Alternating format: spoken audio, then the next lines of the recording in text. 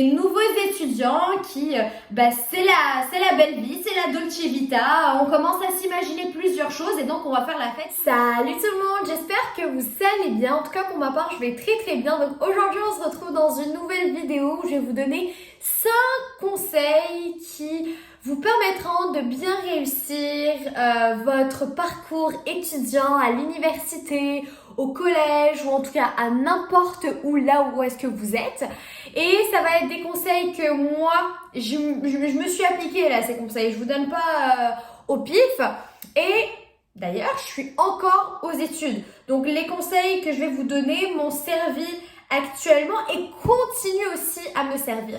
Donc voilà, donc si vous avez hâte de découvrir ces 5 conseils, les choses à faire et à ne pas faire pendant que vous êtes aux études, alors je vous laisse regarder la vidéo et surtout, n'oubliez pas de vous abonner et bien évidemment de liker la vidéo si le contenu vous plaît. Alors commençons avec la première chose à surtout ne pas faire, et comme vous voyez, je suis munie de mon petit carnet où j'ai noté toutes mes petites notes, c'est tout simplement d'oublier sa vie professionnelle. C'est ce qui arrive d'ailleurs souvent.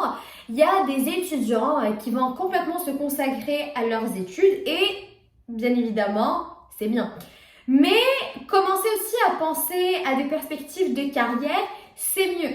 Parce que comme vous le savez, étudier, surtout dans notre temps actuel, étudier ne suffit pas. Faut se créer des contacts. Et là, j'en reviendrai plus tard dans mes conseils. Mais surtout, commencer à chercher des perspectives d'avenir ici. Commencer peut-être à faire des part-time jobs qui sont en lien avec le domaine d'études. Donc, je ne sais pas, vous pouvez être par exemple des assistants de recherche si vous êtes complètement émerveillé par le milieu de la recherche, si vous aimez, je ne sais pas moi, la littérature et que vous étudiez en littérature française, alors peut-être aller parler à des maisons d'édition, je ne sais pas, quand vous êtes en politique, ça peut être différentes choses, en histoire, bon après je reste quand même dans les matières littéraires étant donné que c'est mon domaine à moi personnellement, mais on peut aller voir loin, juste à créer ce CV, à embellir ce CV. Alors, deuxième chose, qu'est-ce qui est à faire dans cette situation-là? C'est de tout simplement aller vous présenter dans des activités hors votre temps d'école. Qu'est-ce que je veux dire par là? Vous pouvez par exemple y aller à des événements qui sont organisés par votre université. Vous pouvez aussi vous inscrire ou faire partie d'une association étudiante ou vous pouvez faire du bénévolat. Ces choses-là, par exemple, embellissent votre CV en fait. On va voir que vous avez fait du bénévolat, que vous avez participé ça. Et mis à part ça, vous faites encore des contacts. Donc, je sais qu'on n'est pas encore arrivé à ce qu'il faut faire au niveau du réseautage, mais vous pouvez le voir que le réseautage est un peu partout en fait, dans tous les éléments que je vais vous présenter aujourd'hui. Donc, pourquoi pas? Allez-y, restez pas dans votre coin. Moi, ce que je ne veux pas, c'est que vous restiez dans un coin isolé, j'étudie et après je vais me trouver un job, c'est là où je veux penser à qu'est-ce que je vais advenir.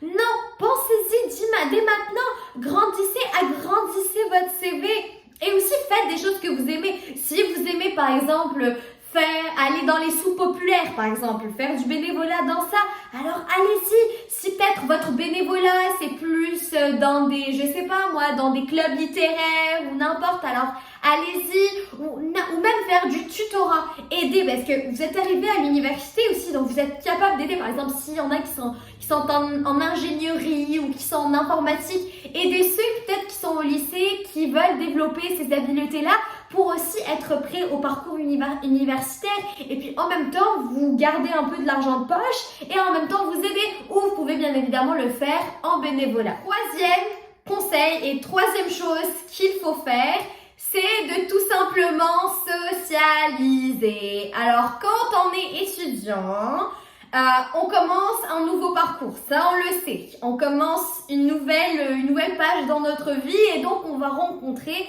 de nouvelles personnes.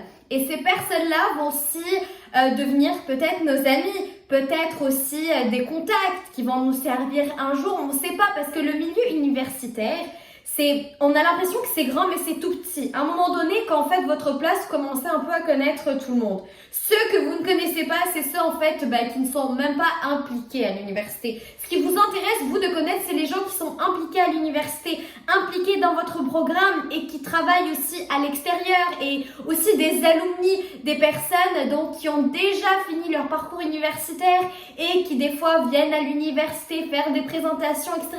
Et socialiser avec eux. Parlez avec les gens, sortez, je sais pas moi, allez jouer à des jeux de société, allez faire la fête. N'abusez pas de la fête, bien évidemment, on peut boire un coup, on peut rigoler, mais faut pas que ça prenne toute la semaine, parce que je sais qu'il y en a, et j'en ai vu, des nouveaux étudiants qui, c'est la belle vie, c'est la Dolce Vita, on commence à s'imaginer plusieurs choses et donc on va faire la fête tous les jours et on va oublier l'école. Alors là, l'objectif, c'est de trouver la balance entre les deux. Oui, on peut faire la fête, mais oui aussi, on a des partiels, on a des choses à faire, donc essayez de trouver la balance. Donc ne pas être complètement exclu et donc oublier de socialiser, et en même temps, ne pas trop socialiser et oublier quand même pourquoi vous êtes là. Quatrième conseil, et qu'est-ce qu'il faut faire aussi, et ça joint avec la socialisation en fait, c'est le réseautage. Alors, je pense que parmi tous ces conseils-là que je vous ai donnés, il reste un cinquième,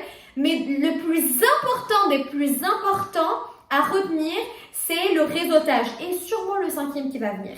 Mais le réseautage est indispensable dans votre carrière d'étudiant.